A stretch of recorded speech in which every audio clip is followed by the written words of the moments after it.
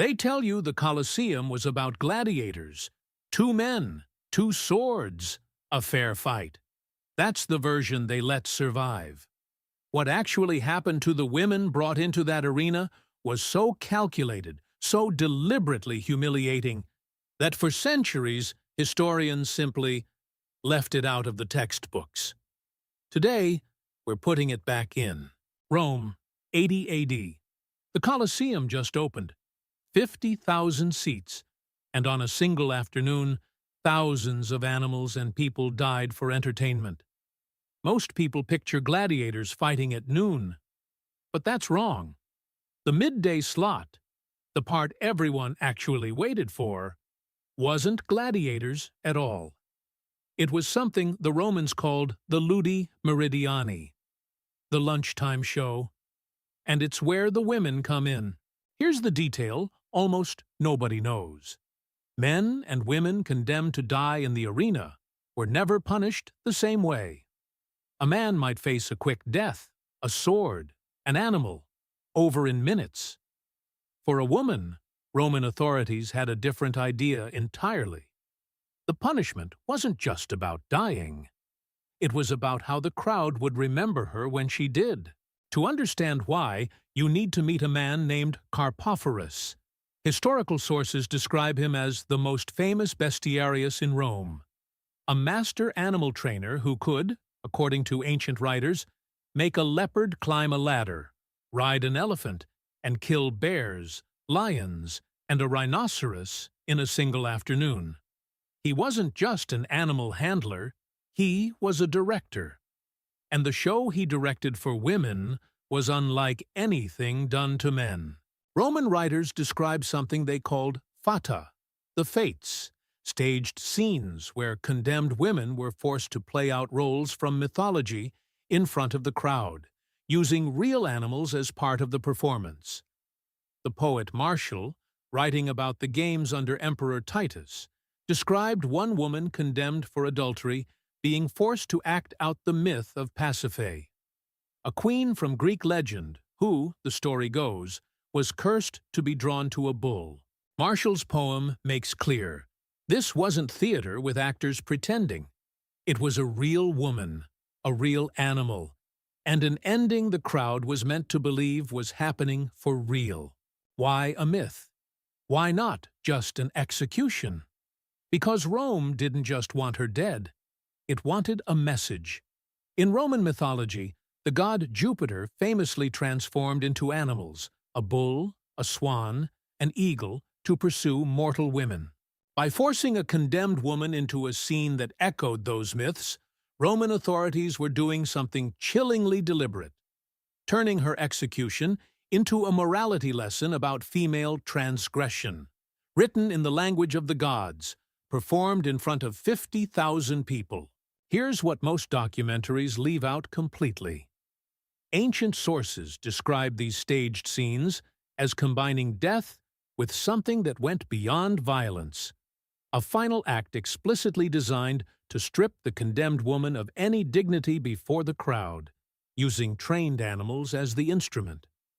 Historians studying this period generally avoid spelling out the details, not because they're unsure it happened, because what happened is almost too disturbing to say plainly, even 2,000 years later. We're not going to spell it out either, but we want you to understand, when people say the Colosseum was just entertainment, this is the part of entertainment they're skipping.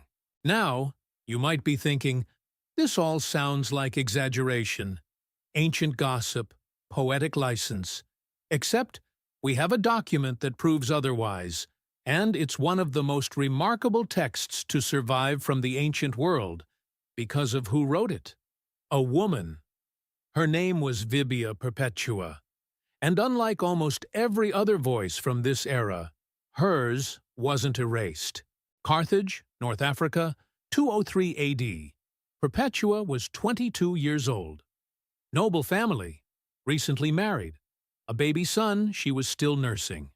She wasn't a criminal. She wasn't a slave. She was arrested for one reason. She had converted to Christianity and refused to renounce it. Arrested alongside her was a woman named Felicitas, enslaved, 8 months pregnant, terrified that her pregnancy would mean she'd be separated from Perpetua and the others when the execution date came. Both women kept journals in prison. Perpetua's words are some of the only first-person writing by a woman that survives from the entire ancient world. March 7th, 203 AD, Execution Day. Roman officials had a tradition for moments like this.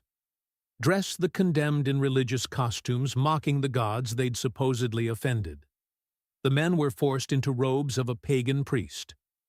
The women into robes of a priestess. Perpetua refused. And here's the detail that should stop you. The Roman tribune in charge backed down. He let them wear their own clothes instead. A condemned woman, with nothing left to lose, talked her executioners out of their own ritual. The men were sent out first. Then came the women's turn. Ancient sources say Roman authorities deliberately chose a wild cow for Perpetua and Felicitas, specifically because it was female. Even in death, the spectacle was designed around gender as a form of mockery. The animal threw Perpetua to the ground. And here's the part that historians still talk about today. She sat up, and the first thing she did, before anything else, was fix her torn clothing to stay covered. Then she got up, walked over to Felicitas, who'd also been thrown down, and helped her stand. Something happened that almost never happened in that arena. The crowd's bloodlust broke. Sources describe the mob as appeased, and the women were pulled back through what was literally called the Gate of Life, the exit reserved for those the crowd chose to spare, even if only for that moment. 50,000 people gathered specifically to watch this, and even they couldn't stomach finishing it the way it was designed to end. It didn't save them. Perpetua, Felicitas, and their companions were brought back out and killed by the gladiators' swords shortly after.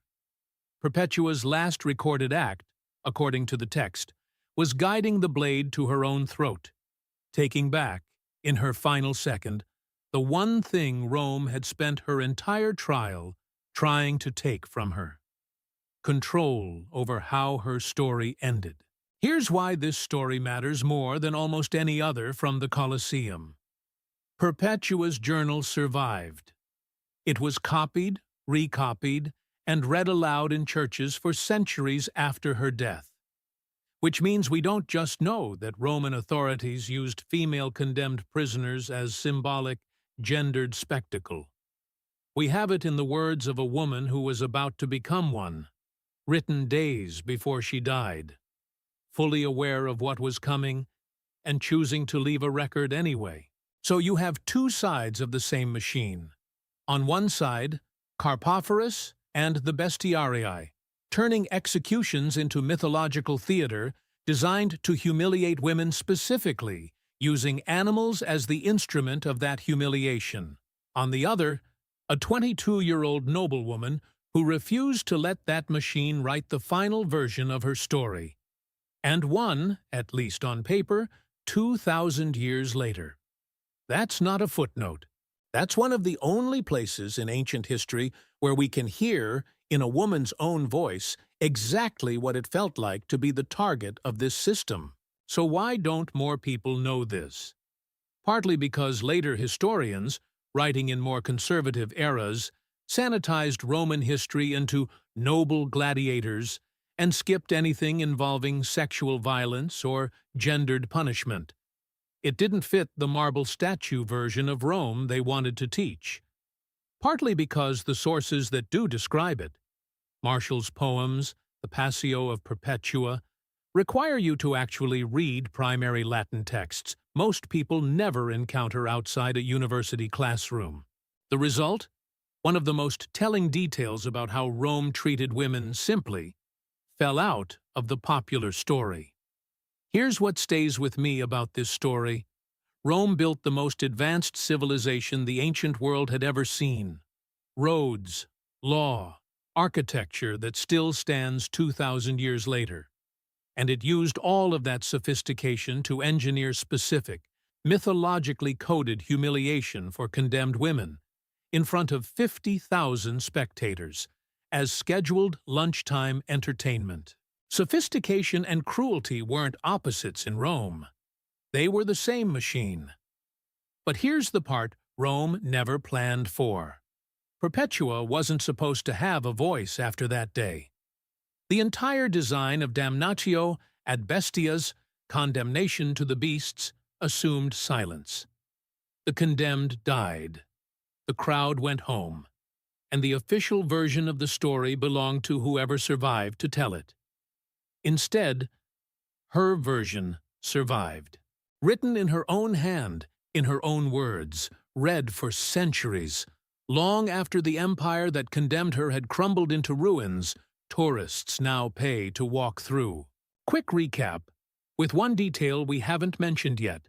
Historians believe this gendered staging of executions, the mythological costuming, the deliberate choice of animals tied to fertility or female mythology, happened specifically because Roman law already treated adultery and moral crimes by women as offenses against the state itself, not just personal failings, which means what happened in that arena wasn't random cruelty.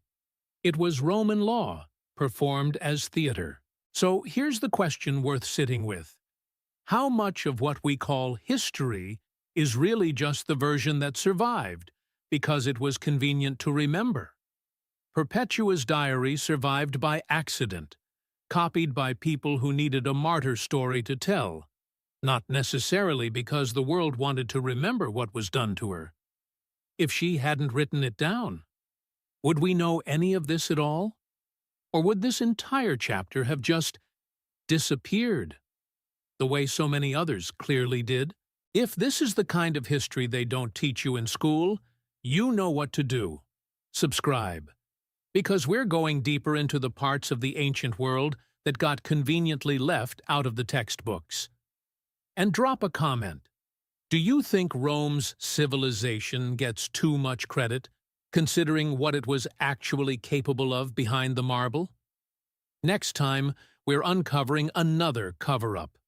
This one from a different empire entirely, and just as buried. The Colosseum still stands. Tourists take photos there every single day, completely unaware of what some of those stones actually witnessed. Now you know. And now you can't unknow it.